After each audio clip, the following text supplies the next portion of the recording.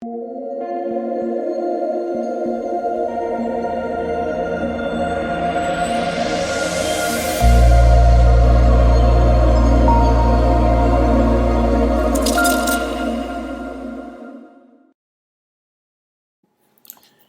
what is going on, guys? It's DK. Back at you with another video here at during the 2-game NBA main slate on Wednesday.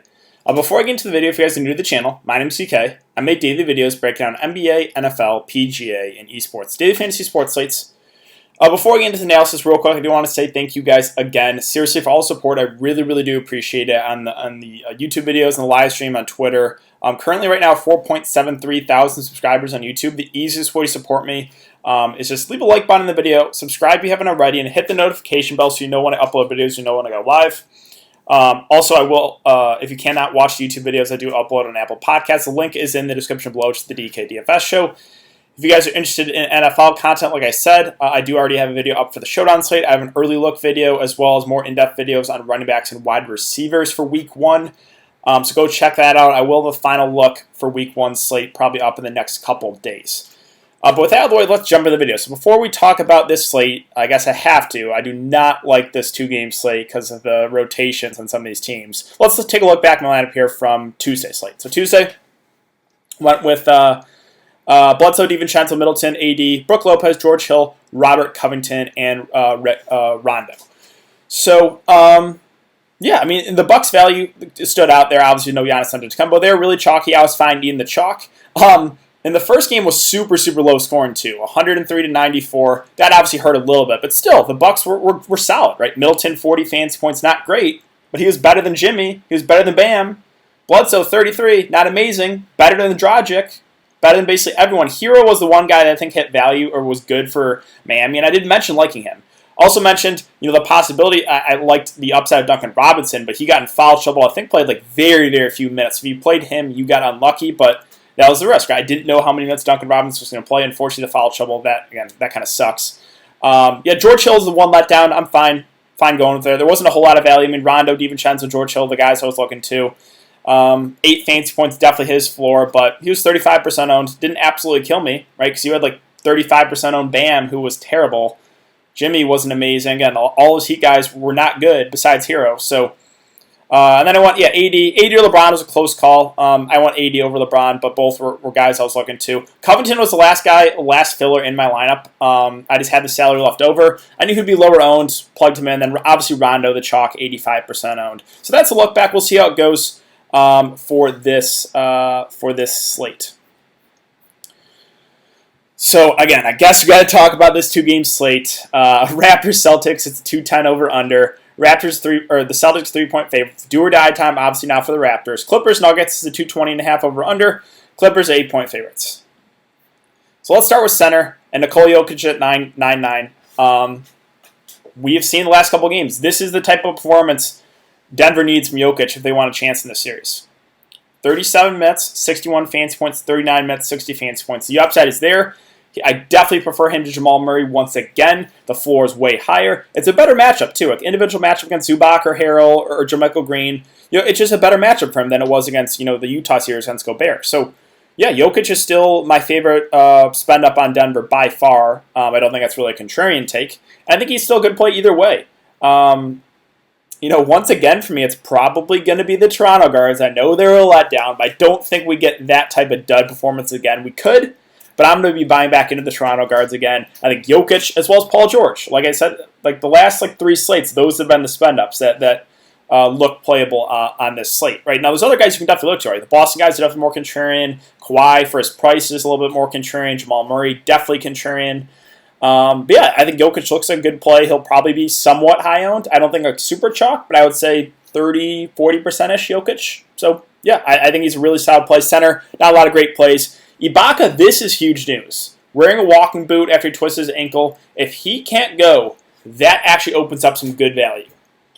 Yeah, you guys know where I'm going. Chris Boucher. We'll get to him in a sec. It could be RJ too, but I would assume it would be Chris Boucher that gets Ibaka's minutes, and he's at min price. So if that's the case, he'd become the best valued play of the day. If Ibaka plays at 5.5, again, he needs to be ultra productive. He's not going to play huge minutes. The prices come down a little bit, but still not really getting him at a huge discount. Obviously, the ankle injury worries me a bit. Tice, my same analysis with him basically the whole series. It's not great analysis, but he's fine in the mid-range. I think 20 to 30 fantasy points, 25 to 30 minutes, that's what you're going to get out of Daniel Tice. So, yeah, perfectly fine playing in the mid-range.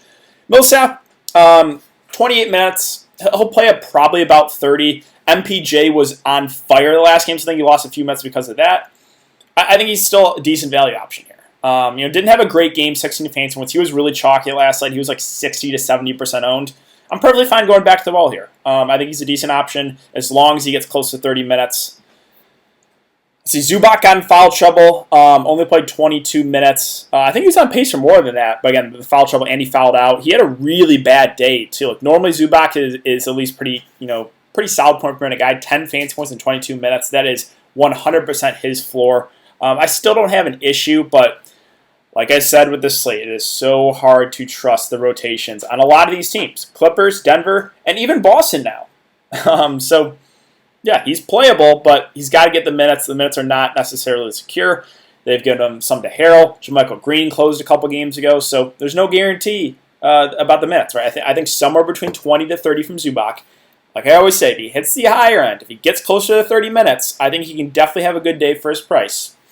Harrell's is the guy I'm going to continue to avoid unless you think the game blows out. Did play 22 minutes last game, which is a little bit better to see. The minutes slowly coming up on him, but I would rather take the shot on Zubac than Montrez. So probably not going to get to Montrez.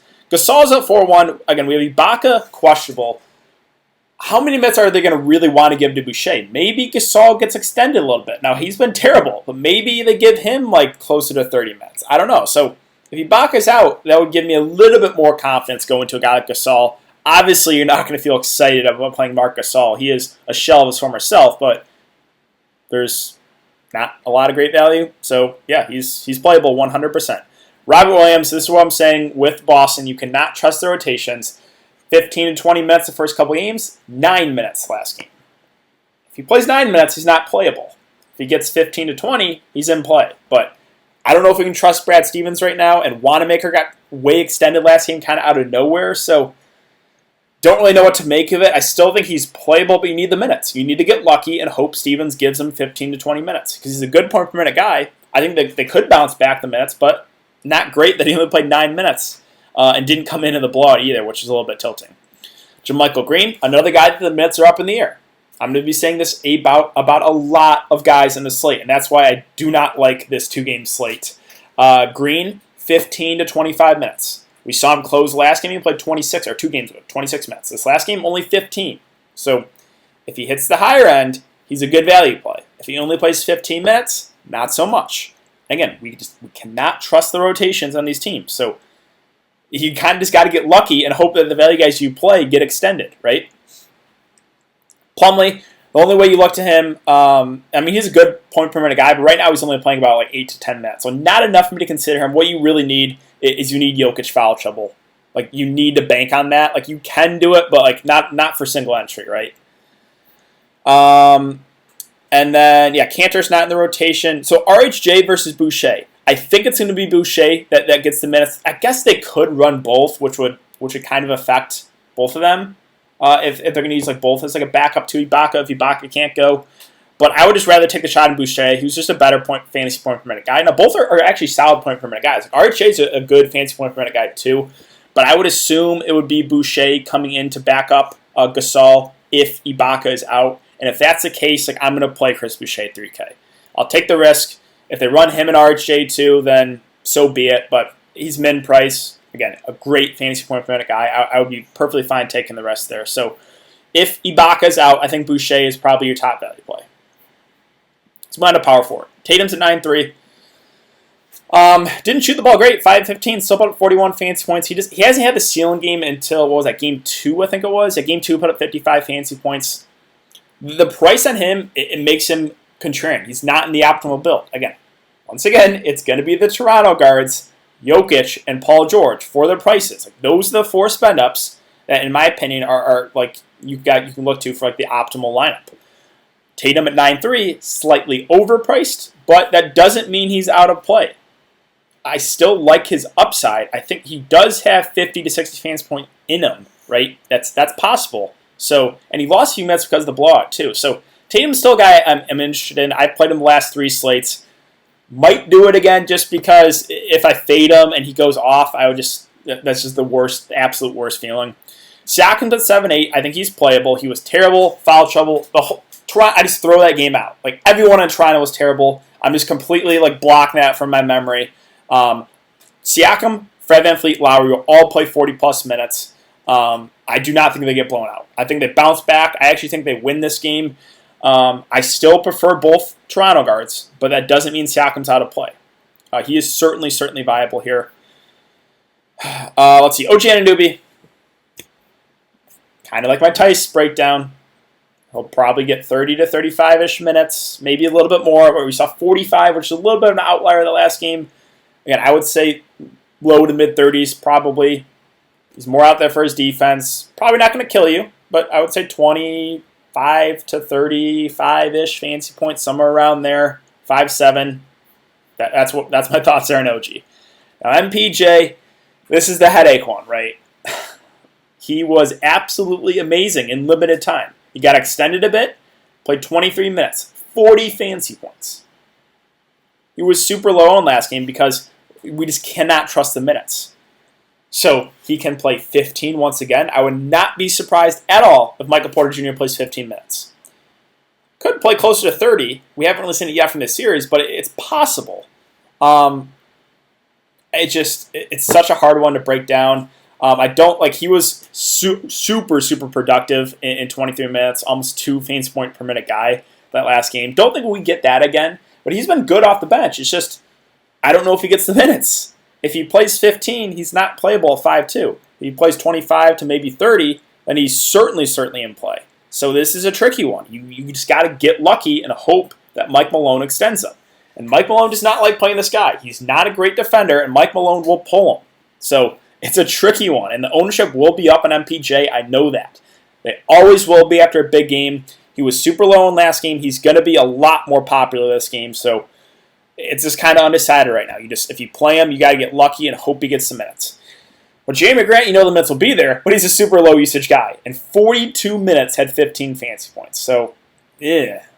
Right? He's kind of got to get you the blocks and steals. I mentioned it the last time. He had 2 steals and 4 blocks. We're not going to get that every time from Jeremy Grant. We didn't last game. He had 15 fantasy points. So, he's playable, but you're not really getting that at a nice discount. I personally would rather take the shot at Millsap, even though he's going to play less minutes, because Millsap is the better offensive player right now than Jeremy Grant.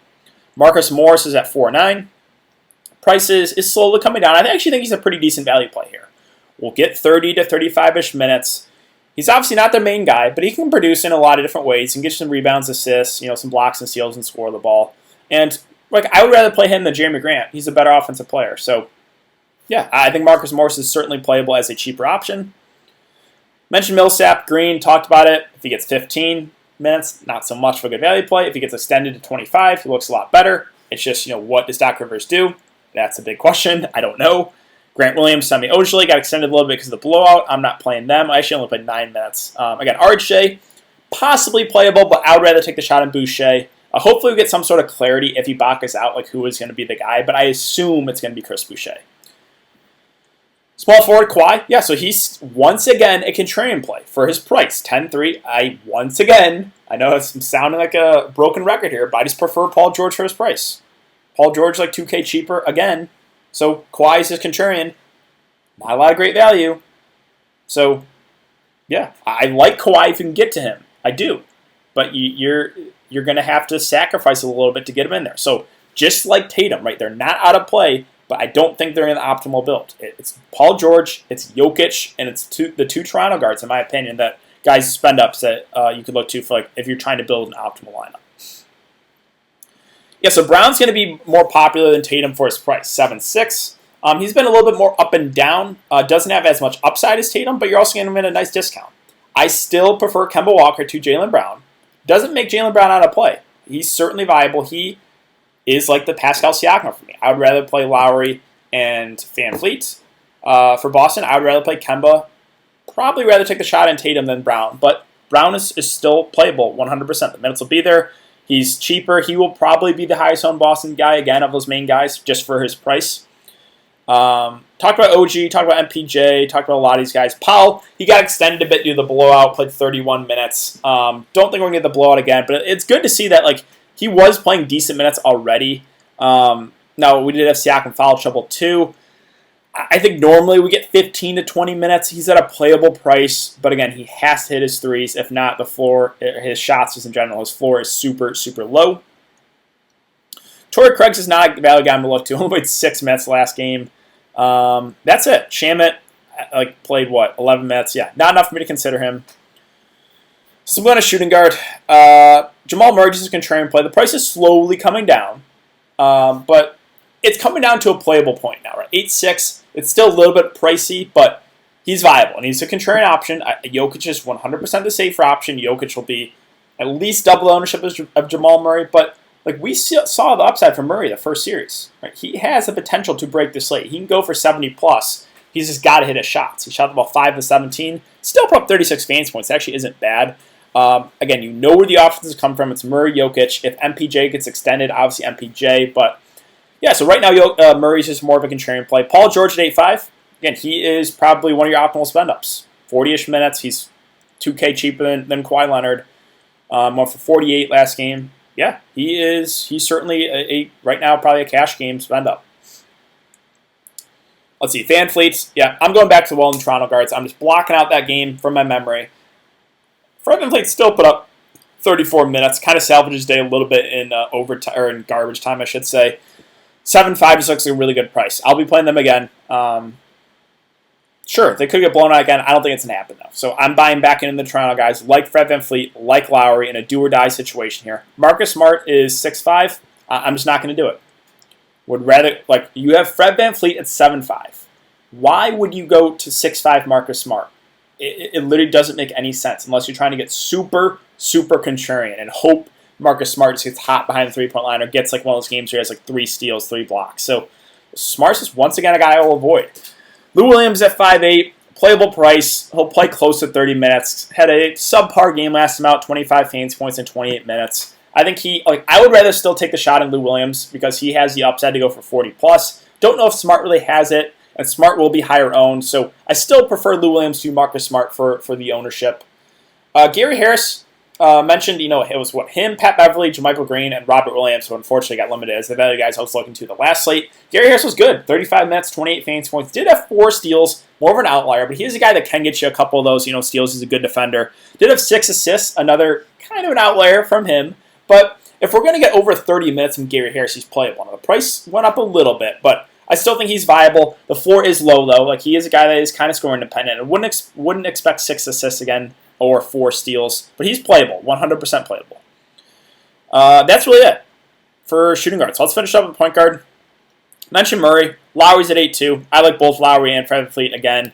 If I had to pick, I would take the discount on Fred Van Fleet. You definitely don't have to play both. I probably will. I don't know. I guess I haven't confirmed that yet. Kemba's another guy I look to at a similar price range. Jamal Murray too. So there's other options, right, than these Toronto guards. But I think getting to at least one of those Toronto guards is probably a good idea.